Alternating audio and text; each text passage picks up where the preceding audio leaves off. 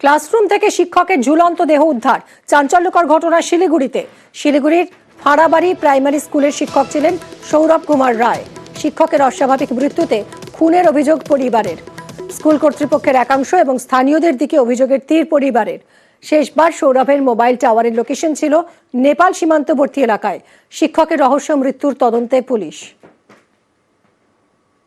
আমার মনে হয় যে সন্দেহ মানে কি, এটা হয়তো কোথাও মেরে এখানে রাখতে পারে সিনেমা স্টাইলে, আর নতুবা ওখানেই মারা ছিল।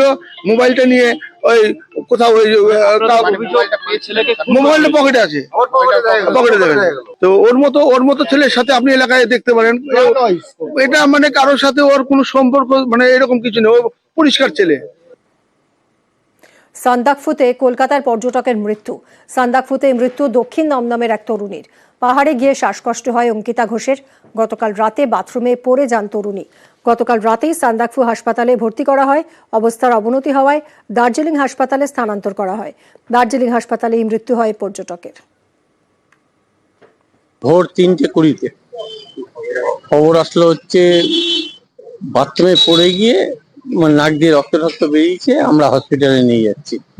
তারপরে নেক্সট ফোন এক্সপায়ার করে গেছে। ওদের ব্রাঞ্চ আছে শিলিগুড়িতে, সেই ব্রাঞ্চের দুজন গেছে। বাড়ির থেকে বলছে এখান থেকে বাই রিটেন আমরা সই করে দিয়েছি যাতে পোস্টমর্টম হয় এবং বডি যাতে হ্যান্ড ওভার করতে পারে। ওরা স্যাটারডে শনিবার। এর আগেও ওইখানে যায়নি, ওই দার্জিলিং এর অন্য জায়গায় আছে।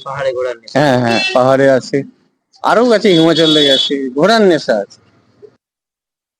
4:30টার সময় আমাদেরকে ফোন করে জানানো হলো যে এই ঘটনা হয়েছে, অঙ্কিতা এক্সপায়ার করে গেছে। আমরা তো রিয়েলি শক। মানে একটা ইয়াং 28 বছরের মেয়ে, আর নেক্সট ইয়ারের মিডল অফ দ্য উইক মানে ইয়েতে ওর বিয়ে ঠিক হয়ে গেছে, বিয়ে হবে এরকম একটা জায়গাতেও আছে। ও রিসেন্টলি চাকরিও চেঞ্জ করে একটা ভালো চাকরিতে ঢুকেছে। আমরা সকলে খুব খুশি ছিলাম ব্যাপারটা নিয়ে, কারণ she was the only earning member of the family.